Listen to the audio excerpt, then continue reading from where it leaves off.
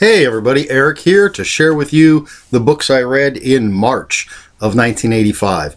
There's going to be a couple of firsts here in this video. March of 1985 you will see is the first month, at least when I started writing down all the books I was reading. It's the first month where I did some binge reading. Let me check my notes here. There are 13 books that I read in March and only 5 different authors. So you're going to just see a lot of names repeated here. And secondly, this is the first time I actually have books that I can hold up and show you. None of these are the actual copies that I read, but they are copies of the books. So let's get started. The first book I read in March of 1985 is The Reward Game by Gerald Hammond. This is a book I found at the library, and it's the main character. It's a mystery. The main character is Keith Calder, and he is a gun seller in Scotland, I believe. He's in Scotland, and it's part of a series of mysteries. This is actually the second one, and Keith Calder always gets involved. There's something to do with guns, and I think he deals in antiques. But, you know, of course, knows modern guns as well. And so the mysteries always have something to do with guns. That's how he gets involved. I seem to recall, anyway. And it was a mystery. It was a good book.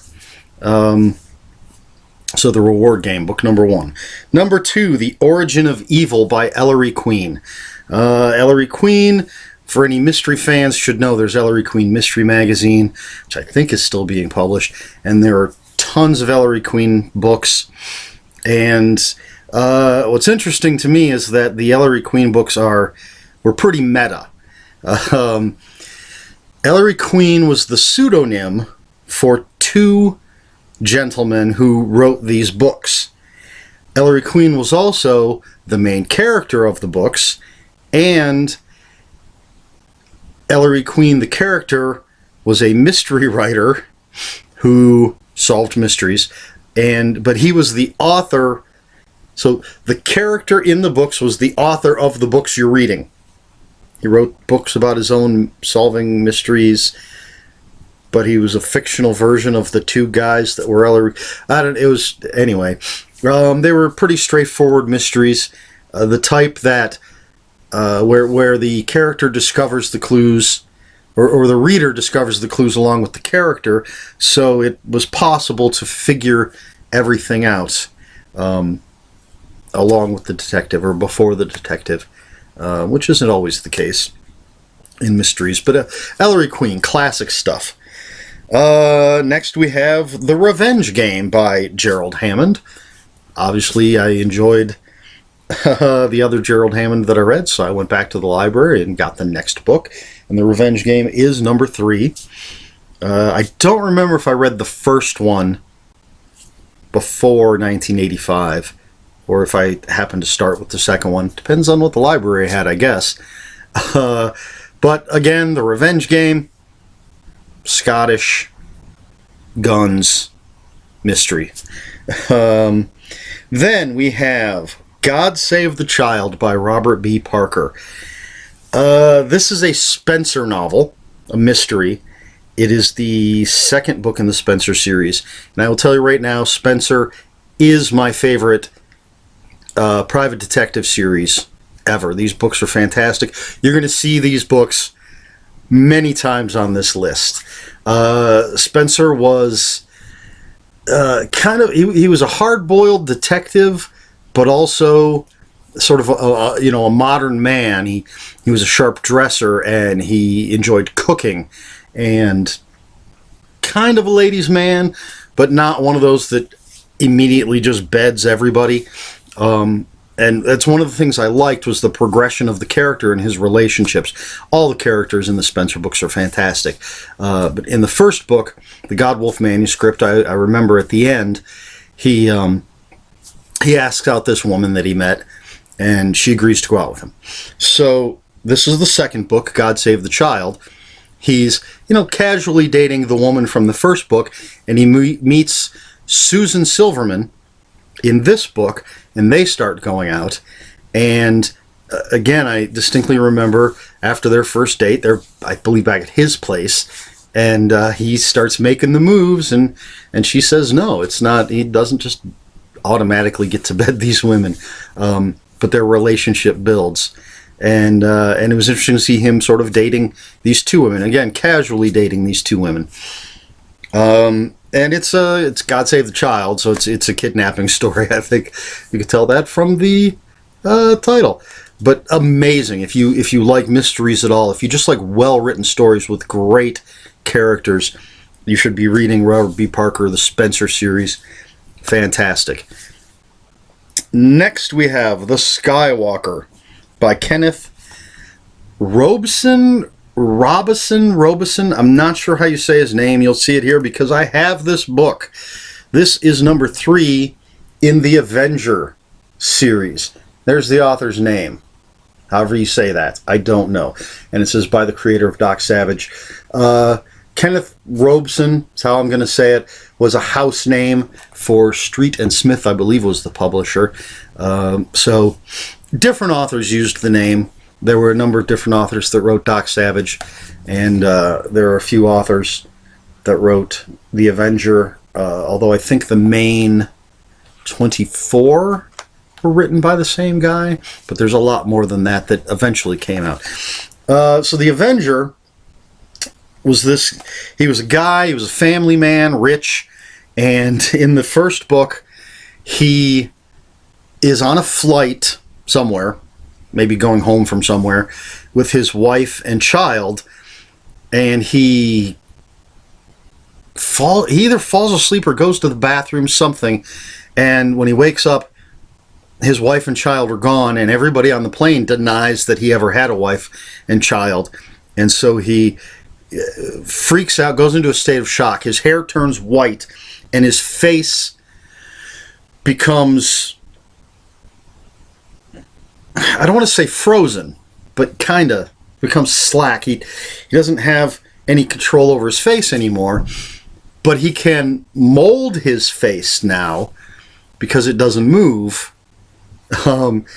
He sort of becomes the man of 1,000 faces. If he dyes his hair, puts in colored contacts, and then molds his face, he can make himself look like anybody. You got to go with it. It's an old pulp story. So crazy adventures, wild, super genius villains, and again, this guy with sort of a trick that he can do, and he had companions that would help him, and he just went on these wild and crazy adventures, and this was number 3. I don't remember. I did read the backs of each one of these, the ones that I have, to remind me, but it's not important what the stories were. They're fun, not as good as Doc Savage in my opinion, but fun nonetheless. So that was Skywalker. Next we have Meteor Menace by Kenneth Robson. This is a Doc Savage book. Doc Savage is my favorite pulp character. For those who don't know, he is the epitome of physical perfection, and he is a surgeon and a scientist and an adventurer. He's an inventor. He has these 5 companions that help him on these adventures, and his cousin, Patricia Savage, who occasionally joins in, and his headquarters was in the, I don't think it was ever explicitly named, but it's basically understood that it was the Empire State Building, and he was raised to be the pinnacle of human perfection and to help people. And there's this Philip Jose Farmer made this whole family tree, this whole sort of biography and history, and if I remember correctly, Doc Savage was, according to this, Doc Savage was the son of Captain Nemo, and Nemo basically made his son into a hero to make up for the bad things that Nemo did. And he's related to Tarzan and Sherlock Holmes, all this crazy stuff. James Bond, huge family tree. Anyway, Doc Savage, Meteor Menace, I don't have that one. I do have a few. Next we have The Devil's Horns by Kenneth Robeson. This is the Avenger number 4. And I happen to have this one. I love these covers on these reprints of the old pulp magazines. They're just fantastic in my opinion.